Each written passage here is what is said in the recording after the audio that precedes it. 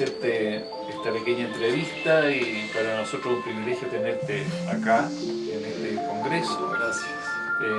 Y quisiera comenzar haciéndote algunas preguntas. Para que, muchas personas no pudieron venir ayer a tu conferencia, que es mi caso, por clases en la Chile.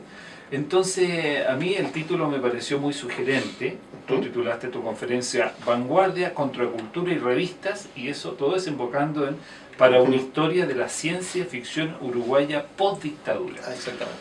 Entonces, ¿sería posible que nos condensaras un poco las líneas más importantes de tu conferencia? Lo voy a intentar. No, es un tema que me interesa mucho, con el que estuve bastante involucrado en los años 90 sobre todo. Yo estaba saliendo de mi adolescencia, tenía 16, 17 años, o en plena adolescencia, como uno quiera decirlo, y me vinculé a un grupo de muchas personas que intentaban sacar revistas. Y eso fue lo que yo ayer un poco como comentaba, como la idea de que la ciencia ficción uruguaya como carece de una tradición muy fuerte, en el sentido de que los escritores de ciencia ficción uruguayos no se forman leyendo a otros escritores de ciencia ficción uruguayos anteriores, ¿no? Sino que más bien leíamos la tradición anglosajona o la tradición que se nos ocurra, pero no existe tanto una idea de definirse o caracterizarse en relación a un autor anterior uruguayo de ciencia ficción. Porque hay una percepción de que hay muy pocos o no son relevantes. Entonces cada generación que se acerca a la ciencia ficción en Uruguay parece querer como refundarla. Entonces no se termina de fundar la ciencia ficción uruguaya. En los 90, fines de los 80 y mediados de los 90 hubo un fuerte intento de refundar la ciencia ficción uruguaya con criterios un poco como se veía en ese momento, más internacionales, más actualizados, y tratar de insertar a la ciencia ficción uruguaya en un circuito de circulación de textos que incluyera a Argentina, posiblemente a Chile, bueno, había contactos con México, incluso con Cuba. Entonces todo eso fue como un gran intento de fundar la ciencia ficción uruguaya, y se hizo a través de un movimiento que se llamó Movimiento Uruguayo de Ciencia Ficción y Fantasía, o Fantasy como se prefería decir, y una revista que se llamó Diaspar, del título tomado de un libro de Arthur C. Clarke, La Ciudad de las Estrellas. A la hora de mirar un poco las particularidades de este grupo, que es lo que intenté hacer en la ponencia de ayer y en un ensayo que estaba por ser publicado, una de las cosas interesantes es que, a diferencia de otros grupos que hacían lo mismo en ese momento, porque de algún modo en Latinoamérica es inevitable la idea de que los escritores se conviertan en editores. Al no existir una circulación profesional de revistas, los escritores tienen que, a la hora de publicarse, un escritor uruguayo de ciencia ficción llevaba, ahora ha cambiado un poco por suerte, pero en ese momento un escritor uruguayo de ciencia ficción llevaba su libro, digamos un libro de cuentos, a una editorial y se lo iban a devolver rápidamente. Con suerte le iban a decir algo y lo más probable es que no le dijeran nada y que eso se sepultara, porque no había una costumbre de publicar ciencia ficción, o si se lo hacía bajo distintas máscaras como para disimular al género, o intentando acercarlo a tradiciones un poco más prestigiosas como el fantástico rioplatense, este tipo de cosas. Pero eso con suerte, lo más probable es que eso no existiera, no había un lugar editorial para la ciencia ficción uruguaya. Entonces, naturalmente, los escritores siempre intentaron crear ese propio lugar y sacar revistas, organizar encuentros, convenciones, editoriales, lo que fuese. Y si bien eso es común a más o menos toda Latinoamérica, el caso uruguayo es peculiar, y eso es lo que más o menos traté de argumentar ayer y en este otro ensayo, artículo en que se basa lo que yo dije ayer. El caso uruguayo es extraño en el sentido de que, en lugar de querer insertarse en la literatura, como decir, bueno, miren, nuestra ciencia ficción no la lean como cuentos truculentos de marcianitos, sino que es literatura, porque toca ciertos temas, porque hay una solvencia de estilo, no sé, todas las razones por las cuales uno puede integrar a la literatura en tanto institución una obra en particular, que venga de un género considerado usualmente menor, ¿verdad? En vez de hacer eso, el grupo del que te digo, de los 90s y fines de los 80s en Uruguay, intentó una actitud totalmente contraria, que es la actitud contracultural y de vanguardia. Es decir, no, la que está mal es la literatura. Los que estamos bien somos nosotros. Nosotros venimos a renovar una literatura uruguaya completamente agotada, completamente inerte, gris, ¿no? Y nosotros somos los que venimos a romper con eso. Entonces esa actitud contracultural y además de vanguardia, porque planteaba siempre una suerte de progreso o evolución, o un ciclo de necesaria renovación de las letras, era lo que diferencia de algún modo al proyecto de ese grupo y de otros tantos contemporáneos, como las revistas que salían en Argentina al mismo tiempo, que habían salido muy poco atrás, o grupos que se forman de manera muy similar, por ejemplo en Bogotá, o por ejemplo en Ciudad de México. Entonces, ese caso un poco particular eventualmente fracasa, las revistas dejan de salir, no se nuclea a otra gente que los escritores que lo fundaron, no hubo ingreso de nuevas figuras en eso, siempre fuimos los mismos, digamos.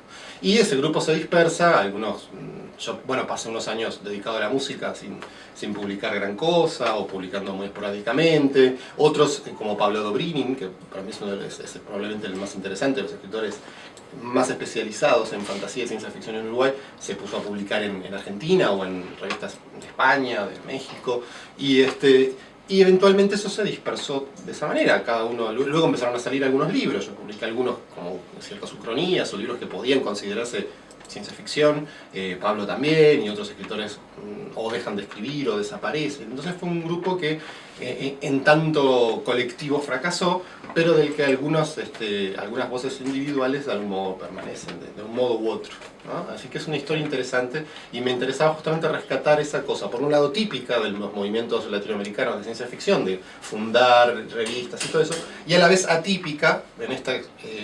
realmente hasta violenta. Ayer leí algunos fragmentos que eran, leídos ahora son graciosos, pero en ese momento tenían toda una carga agresiva y violenta contra el establishment, ¿no? Y eso lo hace un poco atípico en el marco más general de la ciencia ficción latinoamericana. Muchas gracias, Juanito. También quería preguntarte respecto a, tú presentaste 2 novelas en la Feria del Libro de Bogotá, La expansión del universo y Las imitaciones. Entonces, que no he tenido todavía el gusto de poder leerla, el tiempo, pero parece que definen una suerte de proyecto que se llama el proyecto Stahl, que es como una concepción de mundo, que me gustaría preguntarte cómo se fue gestando esa idea de crear ese universo y en qué consiste. Ahí está. Bueno, lo interesante de estas 2 novelas, a mi modo de ver, es que son muy distintas. Por azar, ¿no? Esto no tuvo nada planeado. O sea, en algún momento me contactaron unos editores nuevos allá en Bogotá que querían publicar algo mío y les pasé un montón de 3 textos y ellos eligieron este que se llama Las imitaciones, que es una novela, es una ucronía, es muy ciencia ficción, no clásica, pero es algo que difícilmente un lector no vaya a identificar con la ciencia ficción, así sea porque es una ucronía, una historia alternativa del mundo.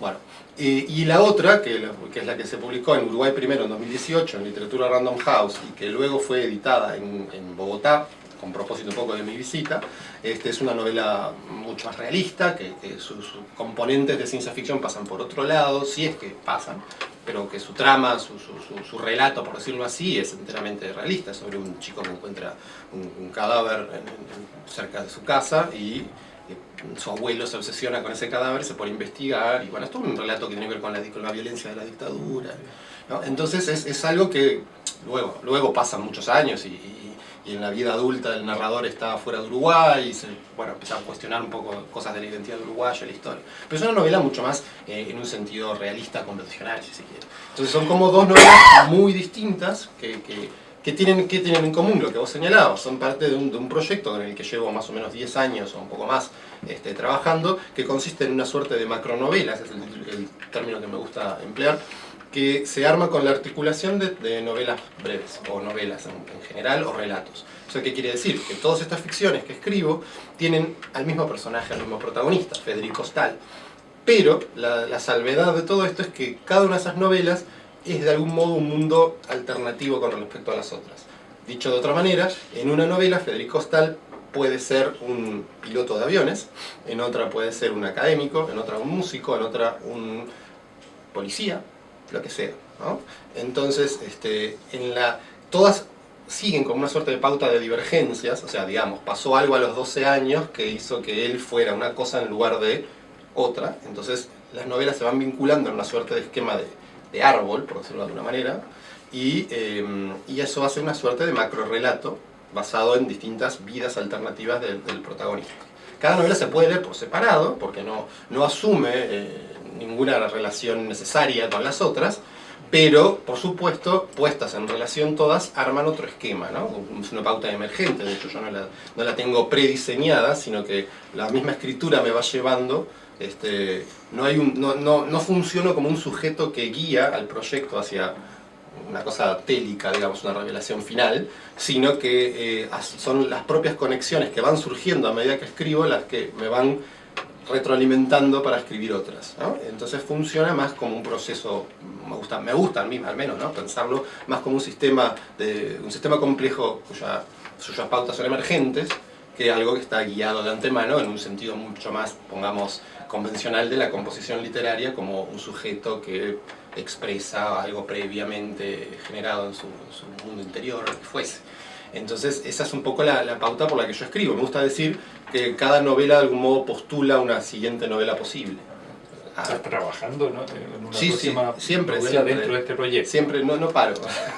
Si paro me siento mal. No, a ver, tengo que trabajar y muchas cosas, y tengo una hija, estoy esperando otra ahora nomás, así que la vida tiene esos momentos, ¿no? Pero sí, me gusta escribir siempre. O sea, me gusta no parar en ese sentido, y si no estoy escribiendo materialmente, estoy ordenando cosas en mi cabeza, y en este momento, de hecho, estoy viviendo un momento un poco particular, porque estoy traduciendo para una editorial española unas obras de filosofía y teoría de la cultura contemporáneas, y que es mi trabajo principal, la traducción sobre todo, y a la vez reseño libros. Entonces he encontrado que en estos últimos 2-3 meses se me han acumulado muchas ideas para qué voy a hacer a continuación, y estoy un poco tratando de decidir para dónde voy. Pero siempre es un poco el proyecto el que como te decía, me guía, en el sentido de, sobre todo, de escuchar reacciones de los lectores. O sea, me pasó, por ejemplo, cuando salió una novela mía titulada Verde, que es una especie de novela de horror lovecraftiano, salió en 2016 en Uruguay, y un amigo,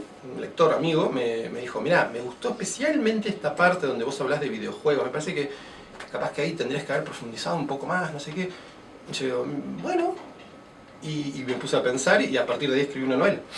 En ese sentido, también cada novela de algún modo postula o me dicta, si se quiere ser un poco más dramático en los términos, la novela siguiente. O una posible novela siguiente que yo puedo decir, bueno, la escribo efectivamente o la dejo para después. Y ahora escribo esta otra que quizá viene de aquella otra. Entonces es todo un sistema, digamos, en el que me gusta estar metido, y no sabiendo dónde voy a ir, y no sabiendo cómo no se puede terminar también, como una obra es necesariamente inconclusa, ¿verdad? Claro. Y eso también me gusta. Gracias. Estaba pensando yo que, bueno, como todo autor responde o se inserta en determinadas genealogías, ¿no es cierto?, tradiciones literarias, quiera o no lo quiera. Eso quería preguntarte, ¿con qué tradición literaria tú te identificas de alguna manera en este ámbito, en esta línea de la ciencia ficción, del relato de lo fantástico? He leído por ahí que dentro de tus escritores preferidos está Bolaño. No sé si piensas tú, consideras que hay algo de su escritura que está resonando en la tuya. Puede ser, sí. Y que otros autores también aparecen. En una primera instancia, que es una manera de contestarte por la que me gusta comenzar, como lector y como escritor o aspirante a escritor, en mi adolescencia me formé desde la ciencia ficción. O sea, no era lo único que leía, porque me interesaba leer divulgación científica, me interesó, sí, me sigue interesando leer sobre un montón de temas. De hecho, estudié filosofía también, entonces hay un montón de cosas que siempre me gustó leer. Pero a la hora de decir, bueno, yo puedo intentar al menos hacer esto, ¿no?, tratar de insertarme como escritor en una tradición, siempre fue la primera la ciencia ficción. O sea, desde, no sé, los 10 años, 11 años que descubrí a Asimov, a Clarke, a Bradbury, fueron como mis primeros escritores de referencia. Luego, un poco siguiendo justamente la misma historia del género, empecé a leer a Philip K. Dick, a Sturgeon, a Brian Aldiss, Ballard, y luego los cyberpunks, William Gibson y así.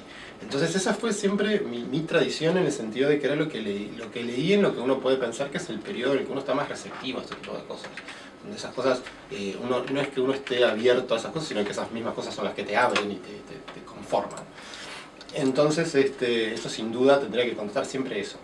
Ahora, a la vez, con lecturas posteriores, me ha interesado mucho cierta tradición, por ejemplo, de lo que podríamos llamar la novela total, o la novela maximalista, esta tradición que incluye a Pynchon, a Don DeLillo, al Bolaño de 2666, a David Foster Wallace.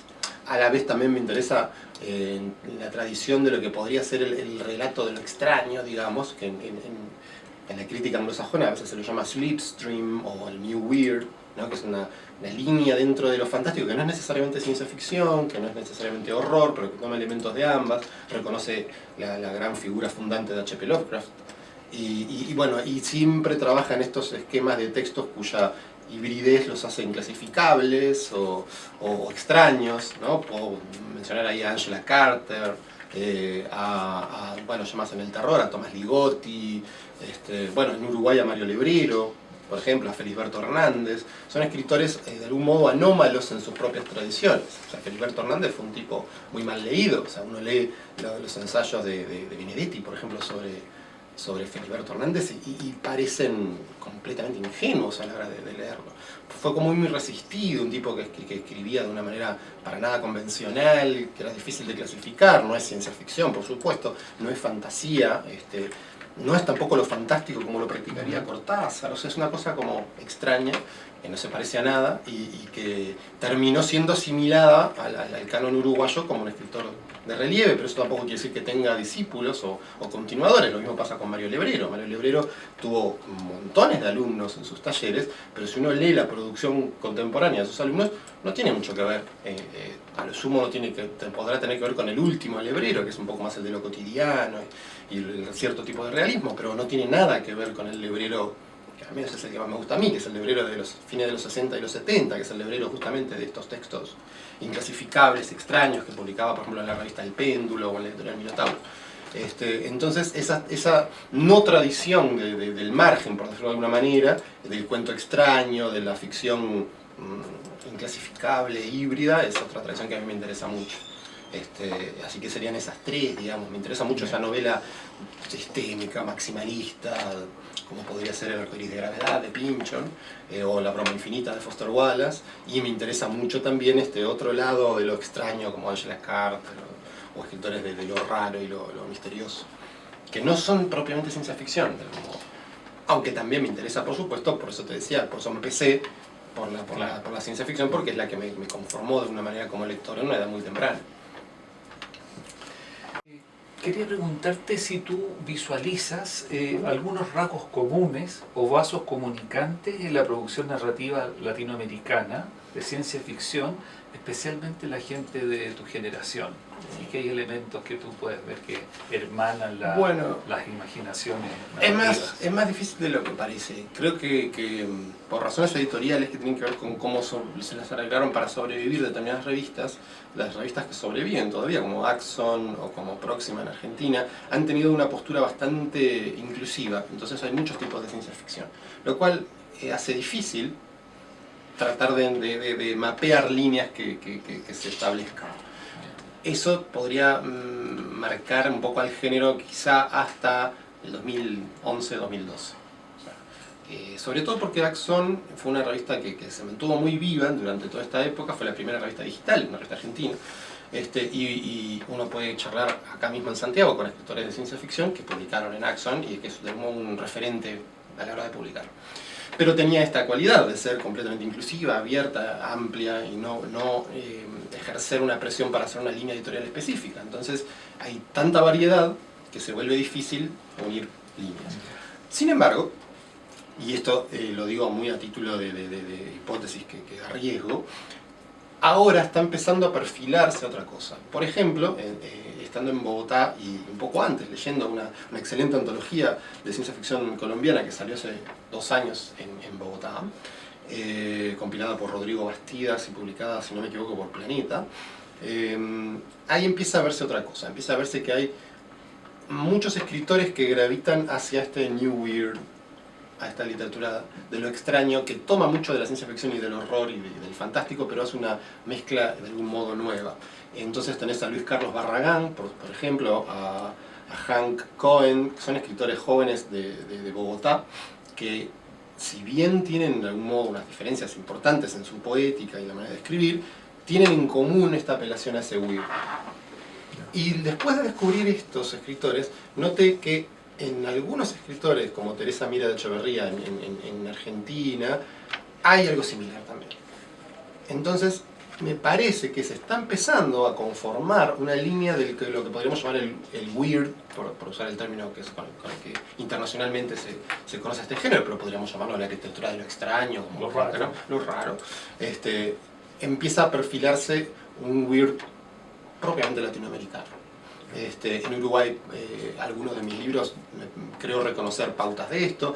Las veo muy claramente en la obra de Pablo Dobrynin, que es uno de esos escritores que te comentaba como sobrevivientes de las revistas de los 90 que siguieron publicando. Y me parece que empieza de algún modo a perfilarse eso como una variante propiamente latinoamericana del género. En Cuba hay una tensión muy fuerte hacia el cyberpunk, ¿ah? Que en Argentina y en Uruguay tuvo como su momento de esplendor en los años 90 y luego ya no tanto. Pero me parece que de algún modo también empieza a volver. Pero sería como una segunda tendencia que me parece detectar, pero todo esto lo estoy diciendo muy a título de hipótesis. Sin embargo, esta que te decía del weird la veo más claramente.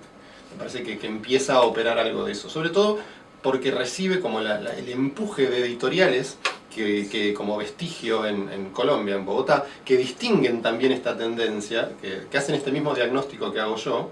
Lo interesante es que lo hicimos totalmente incomunicados, o sea, fue una cosa en la que coincidimos, que hacen el mismo diagnóstico y editorialmente, ya estamos en otra etapa muy distinta a los 90, editorialmente privilegian esa línea y publican antes que nada ese tipo de obras. Entonces eso por supuesto retroalimenta el proceso y hace que de a poco tengamos cada vez más fuerte la presencia de ese tipo de, llamémoslo, de literatura fantástica circulando en Latinoamérica. El gran problema por supuesto es que las obras circulan muy poco.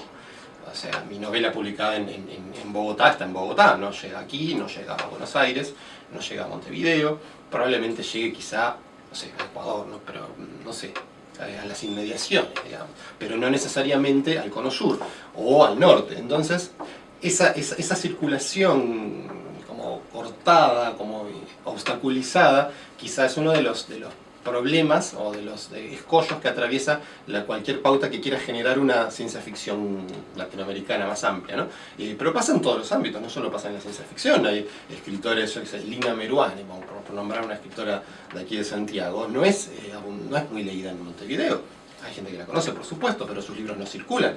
Yo no puedo ir a comprar el último libro de ella. Curiosamente, tampoco puedo comprar el último libro de Paula Oloizarek, que es una escritora argentina contemporánea que me interesa muchísimo, y todavía no está, si bien lo publica Penguin Random House. Pero las conexiones entre los países a la hora de circular determinados libros no siempre están tan aceitadas como uno quisiera. Entonces uno tiene que apelar a viajar. Yo, por supuesto, me voy con una valija llena de libros, como también hice en Colombia, como hacen más o menos cualquier persona que viaje y le interese que los libros circulen, o por supuesto tratar de conectarse a través de redes, a través de internet, pero eso siempre vuelve un poco más extraño el acceso al libro, sobre todo porque el libro en papel sigue siendo muy importante para nuestras literaturas. Entonces esos libros como que no circulan tanto. Pero me parece que más allá de eso, en las conexiones entre editoriales a nivel redes sociales o a nivel de encuentros como este congreso o como ferias del libro, empieza a generarse como una pequeña alianza, digamos, entre editoriales independientes, por ejemplo, que empiezan a mostrarse sus catálogos, a compartir escritores, y de algún modo empieza a pasar esto, que eventualmente una revista o una editorial argentina publique a un escritor colombiano, entonces empiezan a circular de algún modo los textos. Es otra cosa que está empezando a pasar.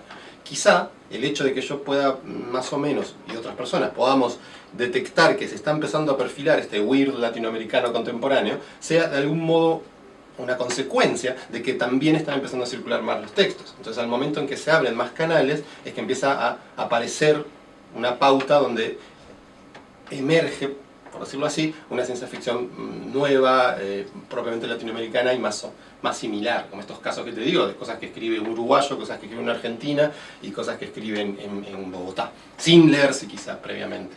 Pero en el momento en que sí se pueden leer, porque sus editoriales se conectan o porque surgen revistas o se conocen en ferias o lo que fuese, ahí esa pauta que iba apareciendo es reforzada. Y es lo que quizá genera esta sensación que muchos estamos percibiendo ahora de que aparece este género del weird latinoamericano como algo bastante definido. Gracias. Te quiero hacer dos preguntas más, solamente, Ramiro. Una por una curiosidad, amiga, porque tú eres muy productivo en términos de escritura, tiene según 17 novelas, es una cantidad enorme. Y son cortas y malas. 5 libros de cuentos y todo. Quería preguntarte si es que hay alguna de tus novelas que tú consideres, no sé si será la preferida o no por ti, pero que como que condensa de alguna manera todas tus claves de lectura, tu idea de un universo narrativo, como en cuanto a una plasmación literaria, técnica, estética, visión de mundo. Aquí nosotros, por ejemplo, tenemos el caso de Carlos Droguet, un gran escritor chileno, que él declaraba abiertamente cuál era la novela que más lo representaba, que se llama Patas de Perro, por ejemplo. Entonces, quería preguntarte si tú tienes alguna relación especial con alguna de tus novelas. Es difícil porque yo tiendo erróneamente como lector, digamos, porque lo veo como desde adentro, a pensar en términos de que todas son parte de este proyecto. Pero si me limito a las reacciones de lectores o mismo al destino que han tenido algunos libros, yo creo que El orden del mundo, que es una novela que publiqué originalmente en Bolivia, en La Paz, en 2014. Luego obtuve con eso un premio en Uruguay, un premio del Ministerio de Educación y Cultura uruguayo, y a partir de ahí fue reeditada en Uruguay en 2017. Es el proyecto Una edición en Cuba. Bueno, hay muchos proyectos en cuanto a este libro que probablemente vean la luz el año que viene también. Entonces podría considerarse que los mismos lectores han elegido de algún modo privilegiado este libro como, no sé si el mejor, pero sí el más representativo quizá, porque es una novela que tiene incorporada de por sí esta idea de los mundos paralelos de la que te hablaba hace un rato. Entonces es de algún modo, si bien es parte del proyecto, también es como la clave de algún modo del proyecto. De un modo un poco, no muy explícito, pero creo que está. Esas son cosas que yo no percibía en el momento de escribirlas, pero al leer reseñas, al recibir comentarios de lectores, eran cosas que iban apareciendo en común entre muchas lecturas, que las señalaban como una puerta de entrada al universo, pero también como uno de los libros que lo ofrecían en su momento más intenso. Mi favorita no es esa, me gusta, pero no es mi favorita es justamente Las Imitaciones, que es mucho más singular en el sentido de que es una ucronía muy definida, que no aparece en otros de los libros, retoma a todos los personajes, pero de un modo distinto. Pero bueno, por alguna razón yo le tengo un cariño especial a ese libro, incluso se lo tenía antes de que fuera publicado de vuelta en Colombia. Pero supongo que El orden del mundo sí es una buena respuesta a tu pregunta, porque tiene, al menos confiando en otros lectores que dicen eso. O sea, no soy el más adecuado para responder. Y la última pregunta conmigo, sé que eres músico, que guitarrista y que también compones, o lo hacías antes, entonces quería, por curiosidad, por interés, porque tengo un interés también yo en la música, quería preguntarte si en tu forma de componer, en el discurso musical que tú podías generar, la manera de pensar, el desarrollo de la melodía, de la armonía, las composiciones que tú lograste hacer, si tenía alguna incidencia toda esta imaginación tuya en el ámbito de lo fantástico, de lo poroso, de lo abierto. Entiendo la pregunta, está buena la pregunta. Y es complicado contestar. Porque primero, cuando con un proyecto musical que tuve a principios de los 2000 nos lanzamos a la idea de componer. Todas las letras de algún modo eran ciencia ficción. Y el proyecto en el que nos queríamos meter, que era eventualmente armar un álbum conceptual, ¿no?, estaba profundamente influido por David Bowie, ¿no?, y por Marilyn Manson en ese momento. Mi bajista aportaba la influencia de Marilyn Manson, que no era que a mí no me gustara, me interesaba, pero no era tan fan como él. Y yo aportaba mucho, que es mi santo patrono, digamos, mi gran referencia en general es David Bowie. Entonces, y ambos, de algún modo, primero Bowie y luego Manson, habían compuesto álbumes, Ziggy Stardust en el caso de Bowie y Mechanical Animals en el de Manson, que eran ciencia ficción. O sea, hay una larga tradición de la ciencia ficción y el rock. Que se evidencia en las letras de las canciones. En las letras de las canciones, pero también el concepto musical. En todo, también. En todo, porque había un ímpetu de lo futurista, digamos, de usar, por ejemplo en el caso de Bowie, en 1972, tanto una suerte de mezcla instrumental que remitía a ciertas canciones de vaudeville inglesas y qué sé yo, pero también el uso de sintetizadores y efectos de guitarra que le dicen como un componente alien, el disco cuenta la historia de un extraterrestre que cae a la Tierra y se vuelve estrella de rock. Entonces, y ya en el caso de Manson, que es un disco grabado en el año 97, si mal no recuerdo, ya por supuesto todo eso era como más fácil de hacer y había mucho más vocabulario a la hora de crear un rock espacial. Pero entonces estaban tanto las letras como la música, nosotros no nos inspirábamos mucho en eso. Pero otra respuesta, también igualmente válida, sería que más que haber sido influido a la hora de componer música por la literatura, quizás estoy más influido por la música a la hora de escribir. En el sentido de que desde mis intereses más tempranos en lo académico, cuando tenía un proyecto más o menos en marcha de convertirme en un académico literario, me interesaba especializarme en el modernismo, en el modernismo anglosajón, ¿no? o europeo, me interesaba mucho Proust, Joyce, y en muchas monografías que me tocaron escribir, una de las cosas que más me interesaban a la hora de ponerme a pensar en esa línea era cómo para la cierta tradición de la poesía francesa, a partir de Baudelaire y de los simbolistas y de Mallarmé en particular, la música por sobre todas las cosas, como decía Verlaine, ¿verdad? Y cómo de algún modo eso llegaba a Proust, y Proust con sus descripciones de músicos y con su intento de construir En busca del tiempo perdido como una especie de núcleo de variaciones. Y ahí descubrí las variaciones Goldberg de Bach, que es una obsesión personal que me sigue y me seguirá. Y colecciono versiones y bajo. En el disco duro debo tener, no sé, cientos de versiones distintas. En físico tengo menos, lamentablemente. ¿Alguna preferida? Tengo varias preferidas, es muy difícil. Sé las que detesto las que meten jazz en la mezcla, no porque no me gusta el jazz, sino porque no me gusta la mezcla. Pero esa mezcla en particular. Pero no sé, a ver, Kenneth Gilbert. Glenn Gould, por supuesto, es una referencia obligada, pero me gusta también la gente que trata de aislarse un poco de esa marca que él impuso y tratar de repensar las variaciones de otra manera.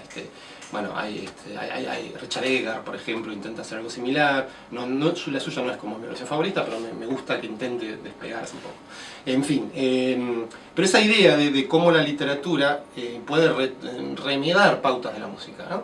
Que, por ejemplo, Raymond Queneau, en Francia, con su libro Ejercicios de Estilo, un libro referente para Luripo y para muchos escritores de los 80, como Perec, por ejemplo, intenta hacer esta idea de tomar un texto básico y variarlo, ¿no? Yo qué sé, cambiando los tiempos verbales, cambiando la adjetivación, haciéndolo más breve, más digresivo, más conciso, bueno, y hacer lo que en música se hace con las variaciones, hacerlo en literatura con relación a un texto base.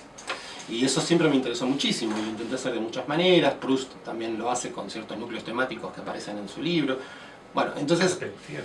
Bueno, exactamente. Bueno, concierto barroco, qué sé yo. Es un título que ya dice algo, ¿verdad? El mismo Les Ama Lima en Paradiso, que cierra con una fuga de Bach. De algún modo está presente todo el barroco. Bueno, eso está bastante claro, ¿no? Me interesa mucho eso. Creo que el rock también aparece muy claramente en muchas escrituras que intentan apoderarse de eso. Bueno, el jazz aparece en los Beats, por supuesto, en Kerouac. En Cortázar mismo, o sea, Cortázar cuando en El Perseguidor, por ejemplo, no es que estén tanto tematizando el jazz, como uno puede hacer una novela sobre un músico, como hay miles, sino tratando de incorporar cadencias, o tratando de incorporar ritmos, pautas en la prosa o en la poesía. Y eso me interesa muchísimo. Y a su vez, todo esto que te decía recién más atrás de estas pautas emergentes, tiene mucho que ver con la música de Brian Eno, que a mí me interesa muchísimo. Es un tipo que ponía varios loops de cinta a funcionar con notas y eso generaba como pequeños conjuntos que sugerían una armonía, pero que no habían sido planeados por él, sino que eran el resultado de un proceso. Todo eso me interesa muchísimo, todo ese tipo de música experimental alemana de los 70, que se daban a llamar Krautrock, que eran bandas alemanas de esa época que empezaban a experimentar con música electrónica y con una influencia del rock de la psicodelia. Todo eso me interesa muchísimo y me interesa de algún modo tratar de dar cuenta de eso, tanto temática como formalmente en mis intentos de escribir. Entonces es algo que permanece. Yo siempre estoy escuchando música mientras escribo. Ayer Mariana Enríquez en su conferencia decía que a ella le gusta más la música que la literatura. Yo no sé si diría tan tajantemente eso, que me parece totalmente válido por otro lado, pero para mí es un 50-50. Yo creo que desconectan totalmente. Yo estoy escuchando música y estoy escribiendo y a veces siento que algo que escucho, siento como la necesidad de incorporarlo a lo que estoy escribiendo. Y por eso a veces tiendo a pensar en determinados libros como fuertemente conectados con la música que yo escuchaba en ese momento. Por ejemplo, mientras escribía El Orden del Mundo, escuchaba mucho una banda alemana de metal progresivo, post-metal, que se llama Giant Squid, Calamar Gigante, que aparte me interesaba por mis amores lovecraftianos. Y para mí, esto es una cosa totalmente subjetiva, que no es necesariamente compartible por otras personas, pero para mí el libro tuvo una impronta de esos sonidos. O a veces mismo porque los nombro, o porque los cito, o tengo muchos cuentos y novelas que parten de algún modo cuyo acápite, por ejemplo, es de una canción, una novela que publiqué en 2015 en Montevideo y que ahora va a tener una edición en Buenos Aires, probablemente el año que viene, se llama El gato y la entropía, números 12 y 35. Y esos 12 y 35 remiten a una canción de Bob Dylan, de uno de mis discos favoritos de Bob Dylan, que es Blonde on Blonde. Entonces, y toda la novela habla mucho de Dylan y hace una serie de variaciones. Bueno, las imitaciones también tienen mucho que ver con Bob Dylan, David Bowie, Jim Morrison, en un contexto de ucronía. Entonces, la música está siempre presente. Mi primera novela es una especie de crónica vagamente disimulada de mis experiencias con la música en Uruguay en los años 2000, así que está todo muy presente. Por eso, resumiendo, no es tanto que la literatura me haya influido a la hora de crear música, que fue algo que hice en realidad en un periodo muy corto de mi vida, en comparación con, llevo mucho más escribiendo y publicando que esos años que le dediqué a la música, sino más bien al revés, que la música en general y esos años en que me dediqué a la música en particular, y la música que sigo escuchando, que no es la misma, por supuesto, que escuchaba entonces, sigue teniendo una profunda influencia y una energía que me inserta de algún modo y a la que respondo a la hora de escribir. Así que es un poco al revés. Bueno, muchísimas gracias. Gracias a vos por por habernos todas las dado preguntas.